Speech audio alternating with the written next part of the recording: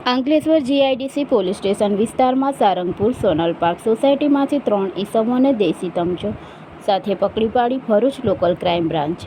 Police મહાનિરીક્ષક શ્રી સંદીપસિંહ વડોદરા વિભાગ વડોદરા તથા ભરૂચ જિલ્લા પોલીસ અધિક્ષક શ્રી અક્ષય રાજનાઓ તરફથી જિલ્લામાં મિલકત સંબંધી ગુનાઓ અટકાવવા સારું તથા મિલકત સંબંધી વણશોધાયેલ ગુનાઓ શોધી કાઢવા તેમજ ગેરકાયદેસર હથિયારો શોધી કાઢી અસરકારક અને પરિણામલક્ષી કામગીરી કરવા આપેલ સૂચના આધારે incharge police inspector Shri A V. Panmiya LCB ભરૂચનાઓના માર્ગદર્શન હેઠળ ઉપરોક્ત સૂચનાઓ અન્વયે જિલ્લામાં બનતા મિલકત સંબંધી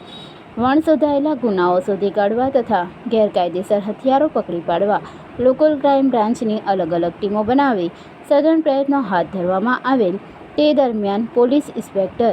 આર.કે. ટોરાણી એલસીબી ભરૂચની ટીમ અંકલેશ્વર જીઆઈડીસી વિસ્તારમાં પેટ્રોલિંગમાં હતી તે દરમિયાન બાતમી હકીકત મળેલ કે સારંગપુર સોનલ પાર્કમાં મકાન નંબર 168માં ભાડેથી રહેતો ગૌરવકુમાર પ્રદીપસિંહ મંડલ નાઓએ પોતાના ભોગવતાના ઘરમાં દેશી હાથ બનાવતો તમચો સંતાડી રાખી મૂકેલ છે. જે મળેલ બાતમી હકીકત આધારે ટીમના માણસો સાથે તાત્કાલિક સારંગપુર સોનલ પાર્ક સોસાયટી મકાન નંબર 168માંથી 3 ઈસમોને પકડી લઈ ઘરમાં સંતાડેલ દેશી હાથ બનાવટનો તમચો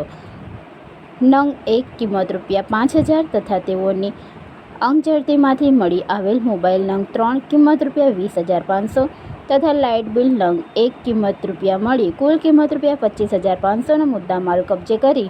હથિયાર આપી જનાર આરોપીને વોન્ટેડ જાહેર કરી અંકલેશ્વર જીઆઈડીસી પોલીસ સ્ટેશન ખાતે ધી આર્મ્સ એક્ટ